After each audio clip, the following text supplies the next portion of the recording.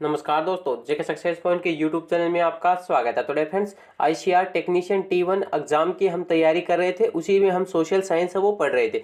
तो आज का हमारा जो टॉपिक रहेगा वो रहेगा एग्रीकल्चर, जो कृषि और संबंधित टॉपिक है उससे रिलेटेड क्वेश्चंस है वो आज की इस वीडियो में हम डिस्कस करेंगे। इस टॉपिक से जो प्रीवियस ईयर पेपर था उसको हमने डिस्कस किया था, तो उसमें हमने देखा था कि लगभग 3 से 4 क्वेश्चन थे वो इस टॉपिक से पूछे गए थे।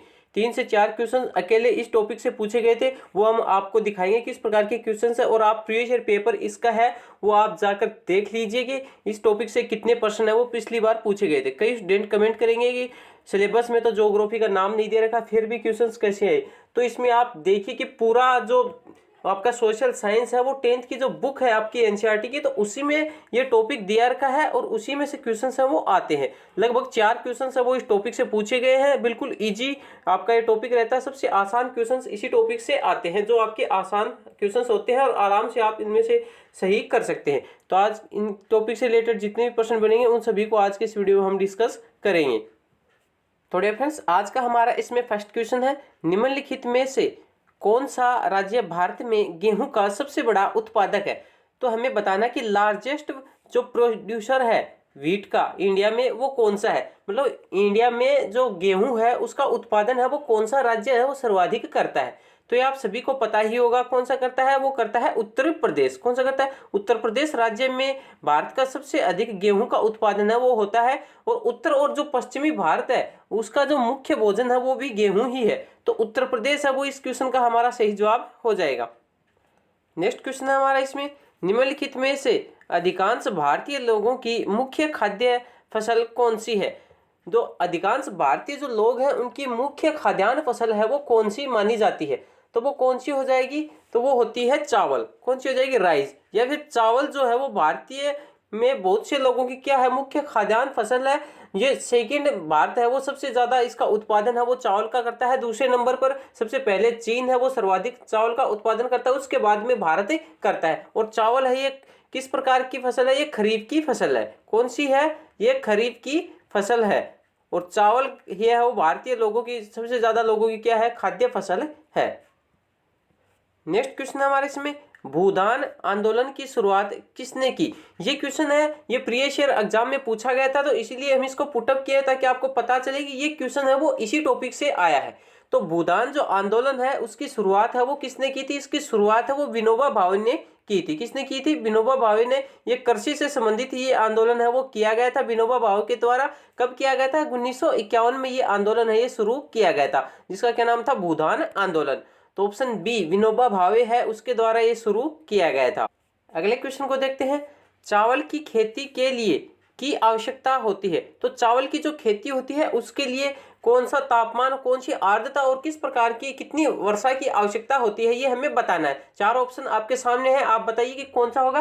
तो इसमें जो हमारा सही जवाब होगा वो होगा ऑप्शन ए, कि जो चावल की खेती होती है उसके लिए उच्च तापमान, हाई टेम्परेचर की हमें आवश्यकता होती है, लो ह्यूमिडिटी, उच्च आर्द्रता की आवश्यकता होती है। वहीं जो वार्षिक वर्षा होती है वो 6 सेंटीमीटर से ऊपर की होनी चाहिए। तो इस प्रकार के मौसम में ये चावल की खेती है वो की जाती है। तो इस प्रकार का मौसम है वो इसको चाहिए होता है चावल की खेती के लिए। तो ऑप्शन ए है वो हमारा इसमें सही जवाब हो जाएगा। अगले क्वेश्चन को देखते हैं, महत्वपूर्ण फसल जो नाइट्रोजन स्थिरीकरण द्वारा मिट्टी की उर्वरता में वृद्धि करने के लिए मदद करती है और प्रोटीन का एक अच्छा स्रोत भी है। तो कौन सी फसल है जो मिट्टी में क्या करती है? नाइट्रोजन स्थिरीकरण का कार्य करती है और उसमें वृद्धि करती है और उच्च प्रोटीन का एक अच्छा स्रोत भी होती है, जिसमें पोषक तत्व है वो अधिक पाए जाते हैं। तो वो कौन सी हो जाएगी? वो होती है दाल। दाल जो होती है, दालें जैसे किस प्रकार की होती है दाल, जैसे मूंग, अरहर, उड़द, इस प्रकार की जो दालें होती हैं उनमें सबसे अधिक पोषक तत्व होते हैं और नाइट्रोजन स्थिरीकरण है वो भी होता है मिट्टी में उर्वरता शक्ति में ये वृद्धि करते हैं। तो इसी प्रकार जो फसलों में ये चेंज करके बोई जाते हैं कि एक बार गेहूं बो दिया उसके बाद में आपकी दालें बोई जाती है ताकि जमीन की उर्वरता है वो बनी रहे। तो ऑप्शन बी है दाल, इसमें सही जवाब हो जाएगा। अगला क्वेश्चन है हमारा इसमें, निम्नलिखित में से कौन सी एक दलहनी फसल है। तो 4 ऑप्शन है उनमें से बताना है कि कौन सी फसल है जो दलहनी फसल है। दलहन की फसल है वो कौन सी हो जाएगी।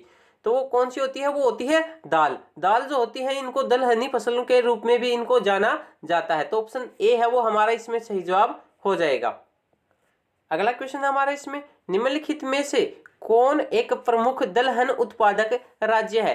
तो दलहन या फिर दाल वगैरह जो उगाई जाती है उनके उत्पादन में सर्वाधिक है वो कौन से राज्य में होता है, मतलब दलहन का उत्पादन है वो कौन सा राज्य में सर्वाधिक होता है।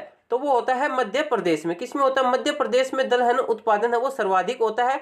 दलहन उत्पादन में मध्य प्रदेश, उसके बाद हम बात करें तो उत्तर प्रदेश का नंबर आता है, उसके बाद में आता है वो आता है हमारे राजस्थान का, फिर महाराष्ट्र का और कर्नाटक का। तो इस प्रकार से एक क्रम है ये चलता है। तो मध्य प्रदेश में सर्वाधिक दलहन उत्पादन होता है, उसके बाद में उत्तर प्रदेश में, उसके बाद राजस्थान में। अगले क्वेश्चन को देखते हैं, कुदाल, ताव और खुदाई की छड़ियों जैसे आदिम उपकरणों की मदद से भूमि के छोटे छोटे टुकड़ों पर की जाने वाली कृषि है। तो कुदाल, ताव और खुदाई के जो छोटे छोटे साधन होते हैं, समान उपकरण होते हैं, उनके द्वारा जो भूमि के ऊपर कृषि की जाती है उसको किस प्रकार की कृषि के नाम से जाना जाता है। तो उसको जाना जाता है आदिम निर्वाह खेती। क्या हो जाएगा, आदिम निर्वाह खेती के नाम से उसको जाना जाता है। तो ऑप्शन बी है वो हमारा इसमें सही जवाब हो जाएगा। अगला क्वेश्चन हमारे इसमें, निम्नलिखित में से कौन सी मिट्टी चाय की खेती के लिए उपयुक्त है। तो चाय की खेती के लिए सर्वाधिक उपयुक्त मिट्टी जो है वो कौन सी है, लेटराइट मिट्टी या काली मिट्टी या फिर जलोढ़ मिट्टी या फिर लाल मिट्टी। तो कौन सी मिट्टी है वो इसमें सही जवाब हमारा हो जाएगा। तो आप सभी को पता होगा कि चाय की जो खेती है उसके लिए लेटराइट मिट्टी जो होती है वो सर्वाधिक उपयुक्त मिट्टी होती है। तो ऑप्शन डी है लेटराइट मिट्टी, वो हमारा इसमें सही जवाब हो जाएगा। अगला क्वेश्चन है हमारा इसमें, निम्नलिखित में से कौन सी रबी की फसल है। तो चार ऑप्शनों में से बताना है कि रबी की फसल है वो निम्न में से कौन सी है।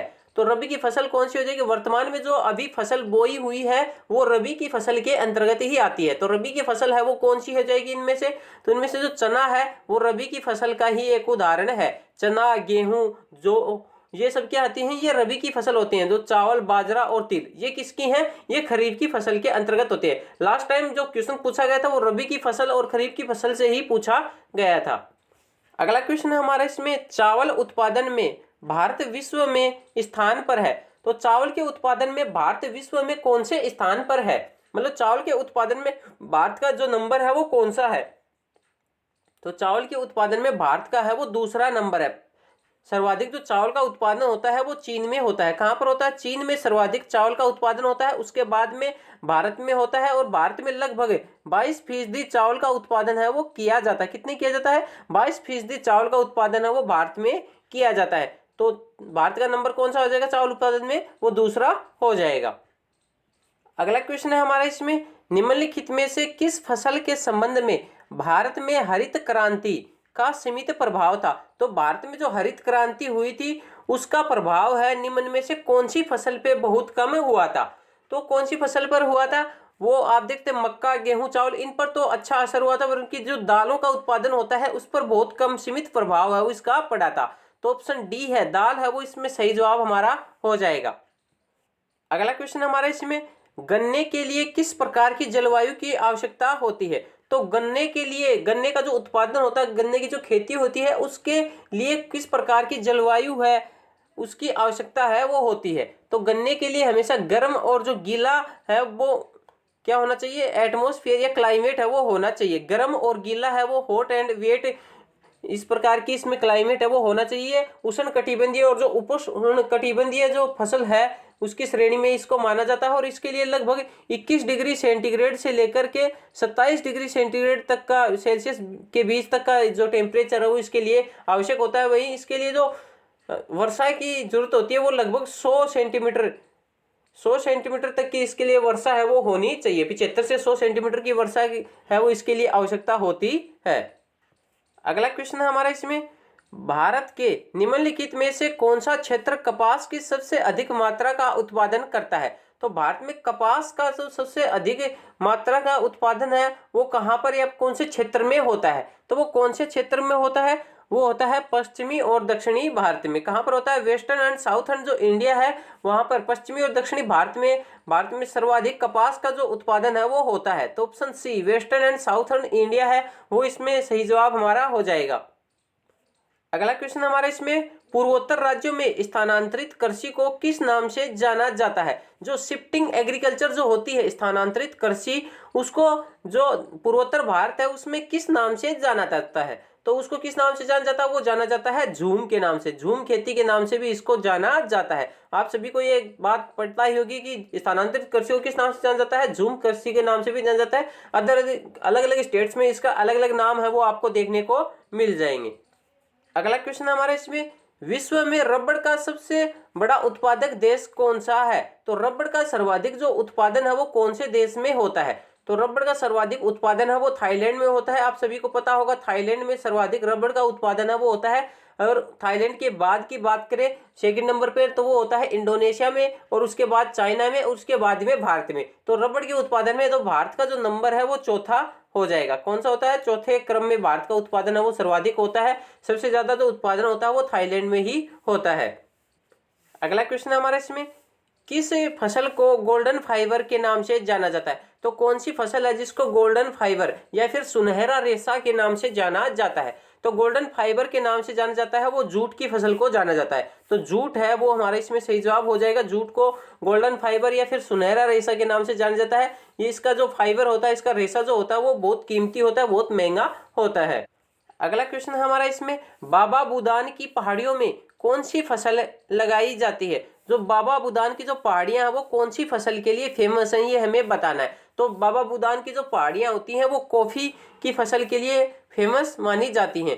किसका उत्पादन होता है उनमें? कॉफी का उत्पादन है वो सर्वाधिक होता है। और बाबा बुदान की जो पहाड़ियां ये कहाँ पर स्थित है? ये कर्नाटक राज्य में स्थित है। कहाँ पर स्थित है? कर्नाटक राज्य में ये स्थित है। और ये किसकी खेती के लिए प्रसिद्ध है? ये कॉफी के उत्पादन के लिए फेमस है। अगला क्वेश्चन है हमारा इसमें, निम्न में से किस पेय फसल में भारत विश्व का अग्रणी उत्पादक और निर्यातक है? तो किस पेय फसल, जो पीने योग्य जो फसल होती है जिनका पेय पदार्थों में हम प्रयोग करते हैं, तो उस फसल का सर्वाधिक उत्पादक और निर्यातक है वो भारत है। तो वो कौन सी फसल हो जाएगी? वो हो जाएगी चाय। चाय का सर्वाधिक जो उत्पादन होता है वो भारत में होता है। और भारत इसका बड़ा क्या है? एक निर्यातक भी है, एक्सपोर्टर भी है।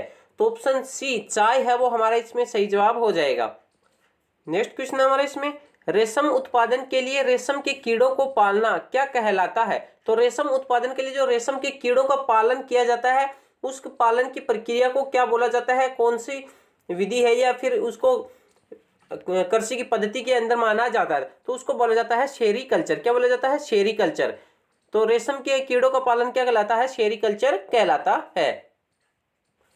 नेक्स्ट क्वेश्चन हमारा इसमें, मिल्पा लडांग के अलग अलग नाम है। जो मिल्पा और लडांग नाम है ये कौन सी खेती या किस प्रकार की खेती है जिसके अलग अलग नाम है? तो ये जो स्थानांतरित खेती जो होती है, कई स्थानों पर इसको क्या बोला जाता है? झूम खेती भी बोला जाता है। तो स्थानांतरित खेती होती है उसका ही अलग अलग नाम है। कई जगह पर मिल्पा बोला जाता है, कहीं लडांग, कहीं पर इसको झूम बोला जाता है। तो स्थानांतरित कृषि या जो शिफ्टिंग जो फार्मिंग होती है उसी का एक अलग अलग नाम है। अगला क्वेश्चन हमारे इसमें, भारत की कितनी जनसंख्या कृषि गतिविधियों में संलग्न है? तो भारत की कितनी पॉपुलेशन है, जनसंख्या है जो कृषि जो गतिविधियां हैं, एग्रीकल्चर एक्टिविटीज हैं उनमें संलग्न है, उनमें लगी हुई है? तो भारत की लगभग 2/3 जो जनसंख्या है वो कृषि कार्य में ही लगी हुई है। वहां पर कृषि है उनका आजीविका का मुख्य स्रोत होता है। तो 2/3 है वो लोग है वो खेती में लगे हुए हैं। अगला क्वेश्चन है हमारा इसमें, वह कार्यक्रम जिसके कारण श्वेत क्रांति हुई? तो वह कौन सा कार्यक्रम था जिसके कारण है वो भारत में श्वेत क्रांति, व्हाइट रिवॉल्यूशन है वो हुआ था? तो वो हुआ था ऑपरेशन फ्लड के कारण। किसके कारण? ऑपरेशन जो फ्लड हुआ था, दूध क्रांति जिसको बोला जाता है या फिर श्वेत क्रांति, तो उसके कारण श्वेत क्रांति का ही नाम है वो पड़ गया। अगर श्वेत क्रांति है वो उस कारण हुई थी। तो ऑपरेशन फ्लड है वो हमारा इसमें सही जवाब हो जाएगा। अगला क्वेश्चन हमारे इसमें, चंपारण किसान आंदोलन में शुरू किया गया था? तो चंपारण किसान आंदोलन है वो कब शुरू किया गया था? तो चंपारण किसान आंदोलन है ये भी खेती से संबंधित ही एक आंदोलन था। जो अंग्रेजों द्वारा नील की खेती करवाई जाती थी और बहुत से जो टैक्स लगा दिए गए थे चंपारण बिहार में, तो उसी के लिए जो गांधी जी ने एक आंदोलन किया था। तो वो कब शुरू किया था ये हमें बताना। तो ये किया था 1917-18 में। क्या हो जाएगा? 1917-18 में चंपारण किसान आंदोलन है वो शुरू किया गया था। तो ऑप्शन सी है वो सही जवाब हो जाएगा। नेक्स्ट क्वेश्चन हमारा इसमें, चाय की खेती निम्न में से किस प्रकार की कृषि का एक उदाहरण है? जो चाय की जो खेती होती है, चाय का जो कल्टीवेशन हो रहा है, टी कल्टीवेशन जिसको बोला जाता है, तो ये जो खेती है ये किस प्रकार की खेती का उदाहरण होती है? रोपण कृषि का, या फिर कर्तन दहन कृषि, या फिर गहन निर्वाण कृषि, या इनमें से कोई नहीं। तो चाय की जो खेती होती है वो रोपण कृषि का ही एक उदाहरण होती है। प्लांटेशन एग्रीकल्चर के रूप में इसको माना जाता है। इसमें जो पौधों का है वो रोपण किया जाता है, रोपा उसको जाता है, तो रोपण कृषि के अंतर्गत इसको माना जाता है। तो ऑप्शन ए है वो इसका सही जवाब हो जाएगा। तो डियर फ्रेंड्स, ये थे सोशल साइंस में जो कृषि का जो टॉपिक है उससे रिलेटेड कुछ इंपॉर्टेंट क्वेश्चंस। जल्द ही चैनल पर जो मैथ का प्रीवियस ईयर पेपर इसका हुआ था उसकी भी वीडियो है वो आने वाली है। मैथ का पेपर आप देखेंगे तो आपको एक बार के लिए तो चक्कर से आ जाएंगे कि पेपर है वो इस लेवल का पेपर है, वो पिछली बार पूछा गया था, बहुत ही हाई लेवल का पेपर है वो, लास्ट टाइम मैथ का पूछा गया था। तो जल्द ही वो आपके सामने डिस्कस करेंगे हम पूरा पेपर। तो वीडियो में बने रहें और वीडियो को आप ज़्यादा से ज़्यादा अपने दोस्तों में शेयर करें ताकि ये वीडियो भी उन तक पहुंच सके और उनकी भी कुछ मदद हो सके। अगर आप चैनल पर नए हैं तो चैनल को सब्सक्राइब जरूर कर लें। धन्यवाद।